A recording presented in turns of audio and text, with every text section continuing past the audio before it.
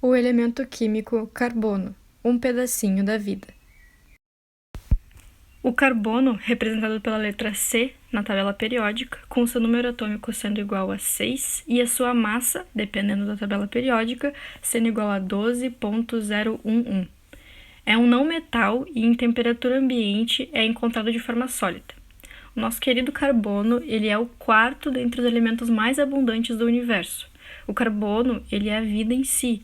Ele está presente em todas as formas de vida e no nosso corpo humano é o segundo elemento mais abundante, depois do oxigênio.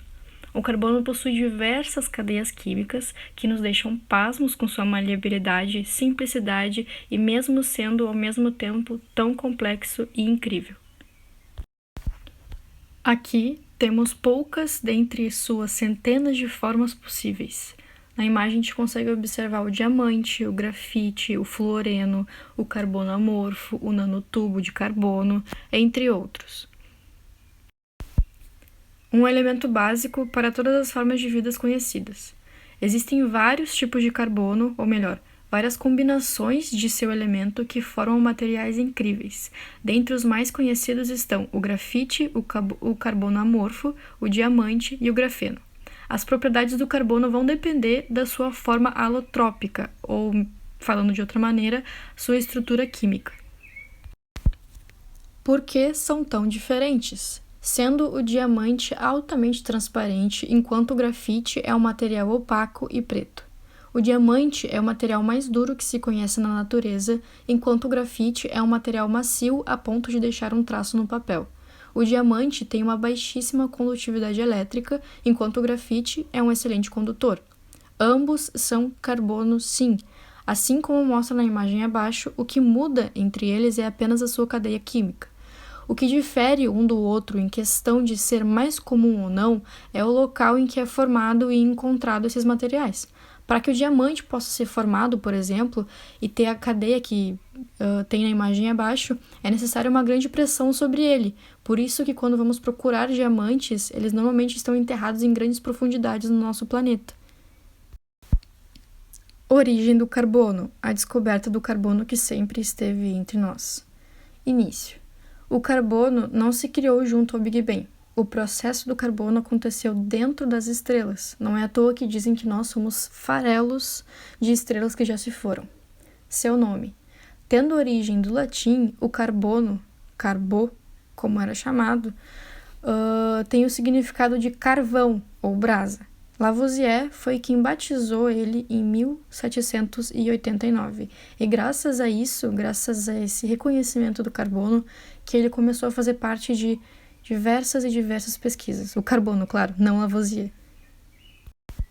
A sua descoberta, apesar de não ter uma data em específico, foi na pré-história na forma de fuligem ou brasa. Os diamantes também devem ter sido provavelmente conhecidos mais ou menos em 2500 a.C. na China.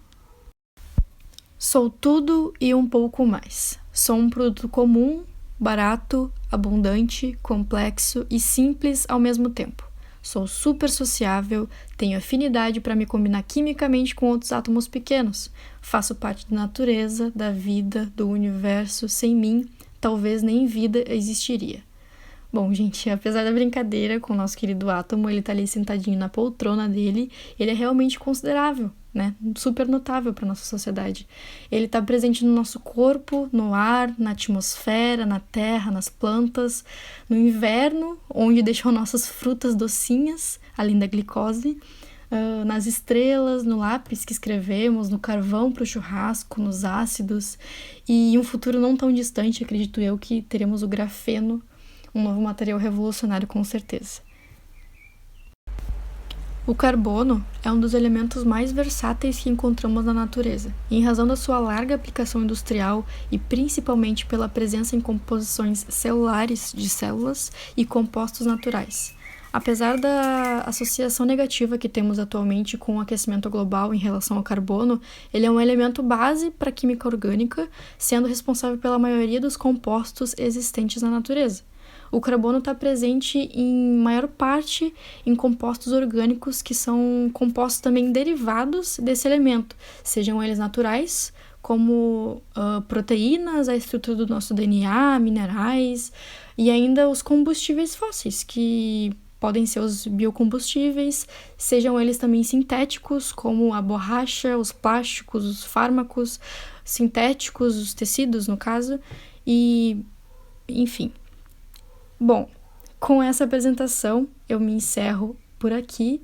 Eu sou Priscila Costa, da Universidade Federal dos Pampas, Bagé, na matéria cadeira História da Química, com o professor Márcio Marques Martins. Muito obrigada.